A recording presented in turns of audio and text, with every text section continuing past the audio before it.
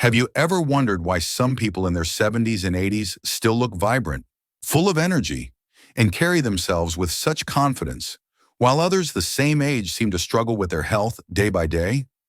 You might think it's all about genetics, expensive doctors, or special diets, but let me share a surprising truth. Often, the difference lies in the simplest of things, their daily hygiene habits. Yes, something as ordinary as how you brush your teeth, how you care for your feet, or even how you prepare for sleep can quietly determine not just how long you live, but how well you live. I still remember visiting an old neighbor, Mrs. Jensen. She was 82, yet she walked faster than people 20 years younger.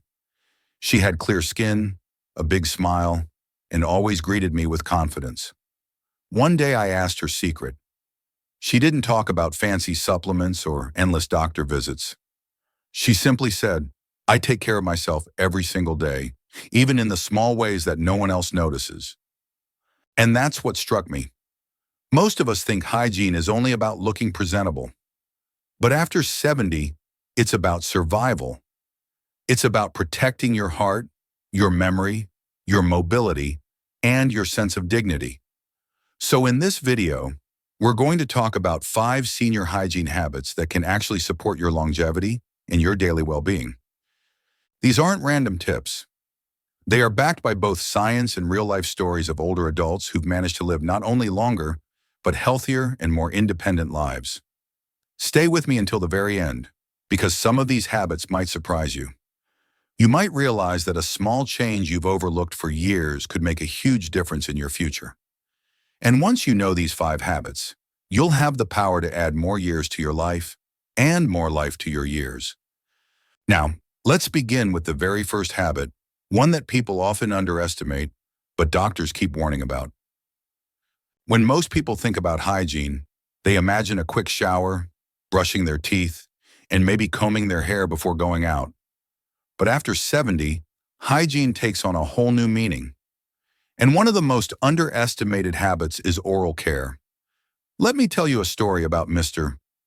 Douglas, a 76-year-old retired carpenter I once met at a community center. He was strong, cheerful, and still liked to play cards with his friends every Friday. But one day, he stopped showing up. A few weeks later, I ran into his daughter, who explained quietly that he'd been having terrible dental pain. At first, he ignored it, telling himself it was just part of getting older. But when the pain got worse, he stopped eating properly. Soups and soft bread replaced his usual balanced meals.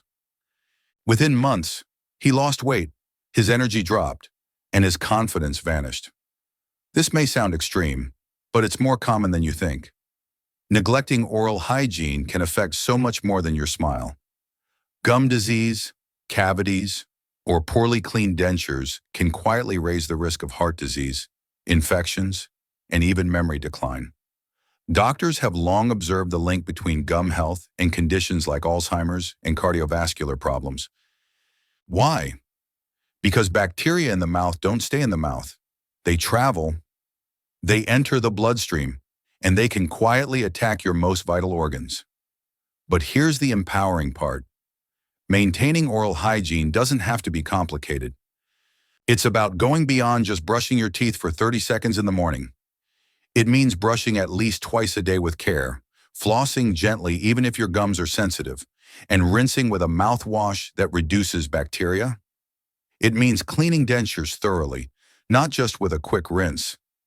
And yes, it means keeping up with dental checkups, even if you feel fine. I once asked Mrs. Alvarez, an 80-year-old grandmother who still bakes cookies for her grandkids every week, how she keeps her energy. She laughed and said, "My secret? I never skip my dentist. I clean my teeth as if I were 20, because I want to eat my apples when I'm 90. She wasn't joking. She showed me a full set of strong, healthy teeth and a spirit to match. So if you've been brushing quickly and thinking, "That's enough," I encourage you to rethink it. Oral hygiene is not just about keeping your breath fresh. It's about protecting your heart, your brain, and your independence. Because when you can chew comfortably, eat well, and smile with confidence, you give yourself the strength to keep living fully.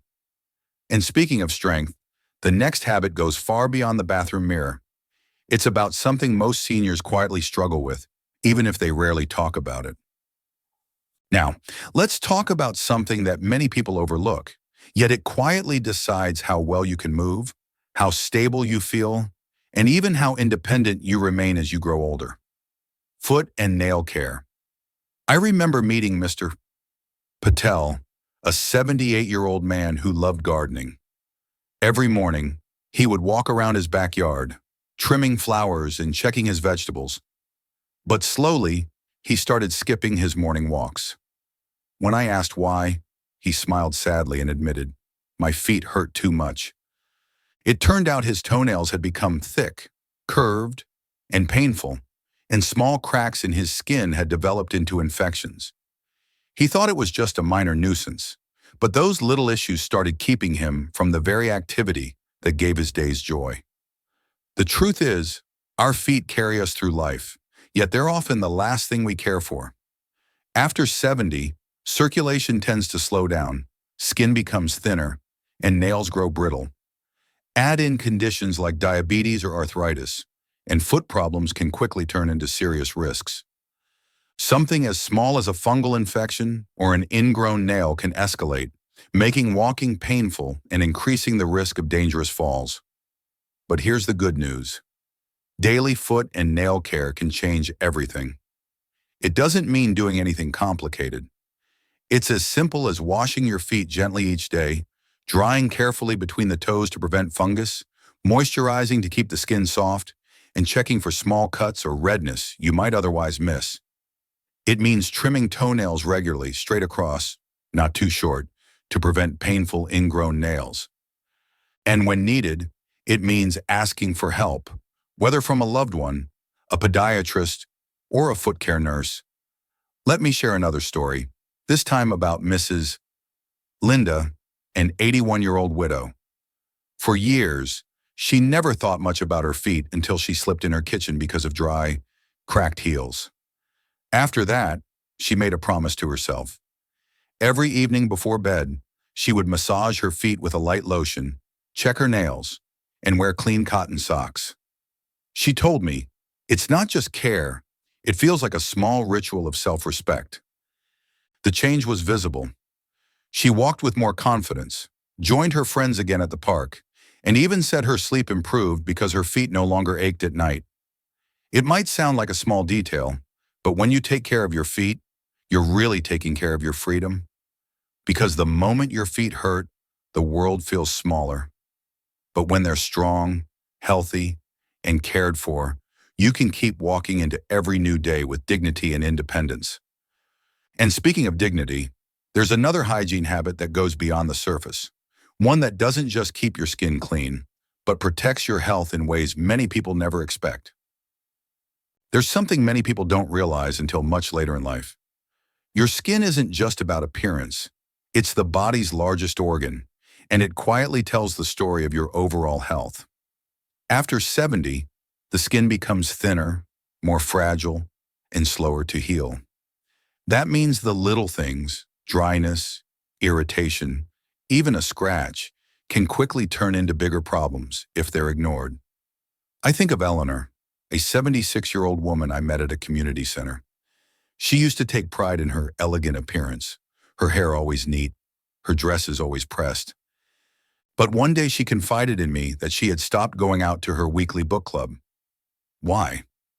Because her arms and legs had become so dry and flaky that she felt embarrassed wearing short sleeves. Worse, the itching at night kept her awake. Something as simple as neglected skincare had stolen both her confidence and her rest. The truth is, consistent skin and body care is more than a beauty routine. It's an act of health and self-respect. When you keep your skin moisturized, you're not just preventing dryness, you're protecting it from cracks that invite infection. When you check your skin regularly, you can catch changes early, spots, rashes, or unusual growths that may signal deeper health issues. But here's where it gets powerful. These little rituals also feed your spirit. Imagine applying a gentle lotion after a shower, taking time to massage your arms and legs. It's not vanity, it's connection. It tells your body, I still care for you. You are worth looking after. That simple practice restores not only comfort, but also confidence. Let me give you another example. Tony, Harold, at 82, used to shrug off his wife's reminders about lotion and sunscreen. He thought, at my age, what difference does it make? But after a nasty skin infection that kept him bedridden for weeks, he changed his mind. Now, he faithfully moisturizes, uses a mild soap, and even wears a wide-brimmed hat when gardening. He often jokes, I may not look like a movie star, but at least my skin won't send me to the hospital again. And here's the surprising part. Seniors who stay consistent with body care often report feeling more energetic. It's as if by paying attention to the skin, the body's outer shield, they remind themselves daily that they still have a vibrant life to protect. When you care for your skin, you're not just keeping it soft, you're guarding your health, reclaiming your confidence, and sending a message to yourself and others. I respect the body that carries me through life. And speaking of bodies, there's one area of hygiene that most people never talk about, yet it has the power to affect both health and dignity in profound ways. This next habit is one that many people avoid talking about, yet it quietly shapes both health and self-confidence after 70. Intimate and incontinence hygiene. It reminds me of James, a 79-year-old retired engineer. He was sharp, witty, and loved telling stories. But over time, his friends noticed he stopped joining their weekly lunches. He made excuses at first, I'm just tired today, or I'll come next week. Eventually, one of them asked directly, and James admitted the truth. He was dealing with small accidents, and he was too embarrassed to be around others. What hurt him most wasn't the physical challenge, but the silent fear that people might notice an odor or a stain. This is more common than you might think. As we age, the muscles that control the bladder or bowels can weaken. Medications, chronic illnesses, or even past surgeries can play a role. And while many seniors suffer in silence, pretending nothing is wrong, the truth is that avoiding the issue often makes it worse, not only for physical health, but also for emotional well-being. Skin irritation, rashes, and recurring infections can take hold quickly when hygiene isn't managed properly. But here's the hopeful side. With the right approach, it's entirely possible to stay clean, comfortable, and confident. It begins with honesty, with yourself and with your doctor. James eventually found that small adjustments, like using breathable protective undergarments, changing them promptly, and cleansing with gentle, pH-balanced wipes, made a huge difference. He even started applying a light barrier cream to protect his skin. Within weeks, he was back at those lunches, smiling, laughing, and living his life without fear. And then there's Rose, a 72-year-old grandmother. After years of feeling ashamed about recurring infections, she decided to treat her intimate care like any other part of her hygiene. She switched to mild, fragrance-free products, avoided tight synthetic clothing, and made hydration part of her daily routine. She said something that stuck with me. The moment I stopped hiding from the problem, I started living again.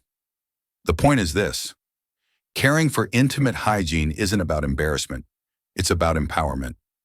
It's about protecting your health, your dignity, and your right to show up in the world without fear. Because when you feel fresh and secure, you walk differently. You smile more. You rejoin the world instead of shrinking away from it. And just as important as intimate care, there's another area of daily hygiene that too many seniors dismiss until it starts holding them back. The clothes we wear and how often we refresh them. Let's move to something that might sound simple, but actually plays a big role in health and confidence after 70.